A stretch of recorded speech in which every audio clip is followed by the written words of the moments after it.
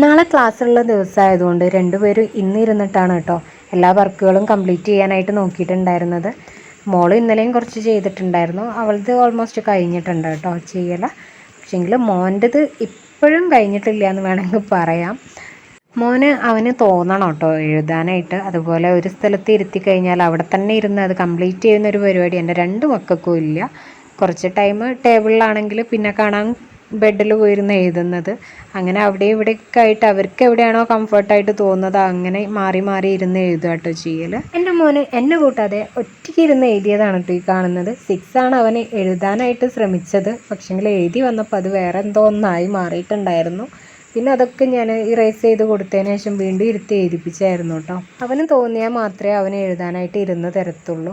അത് ടീച്ചേഴ്സ് ചെയ്യിപ്പിക്കുമ്പോൾ അവർ കറക്റ്റായിട്ട് അവർ ഇരുന്ന് കൊടുക്കും. പക്ഷേങ്കിൽ നമ്മൾ പാരൻസിൻ്റെ അടുത്ത് നിന്ന് അവർ കുറച്ച് കൂടുതലായിട്ട് കളിക്കുമല്ലോ. അതുകൊണ്ട് തന്നെ കുറേ ടൈം വേണം അവനെ ഒന്ന് ഇരുത്തി സെറ്റ് ചെയ്യിപ്പിച്ച് എഴുതിപ്പിക്കാനായിട്ട്.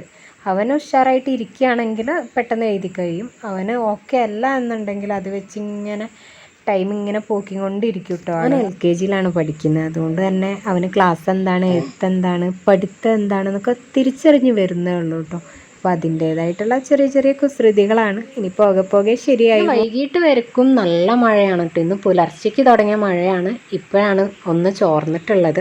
മഗ്രിബിന് ബാങ്ക് കൊടുക്കുന്നത് പോലും ഞങ്ങൾ കേട്ടിട്ടുണ്ടായിരുന്നില്ല, അത്രയ്ക്ക് ശക്തിയുള്ള മഴയിലായിരുന്നു. ഇന്ന് മോൾക്ക് കട്ട്ലേറ്റ് വേണമെന്ന് പറഞ്ഞിട്ടുണ്ടായിരുന്നു. അപ്പോൾ അത് ഉണ്ടാക്കിയിട്ടുണ്ടായിരുന്നു. ഒന്ന് മാങ്ങ ജ്യൂസും അടിച്ചു. പിന്നെ ചിക്കൻ കറിയും പത്തിരിയും ആക്കിയതായിരുന്നു കേട്ടോ നമുക്ക് നൈറ്റിലേക്ക്. മക്കൾ ഇപ്പോൾ ഫുഡ് കഴിക്കാൻ പോവുകയാണ്.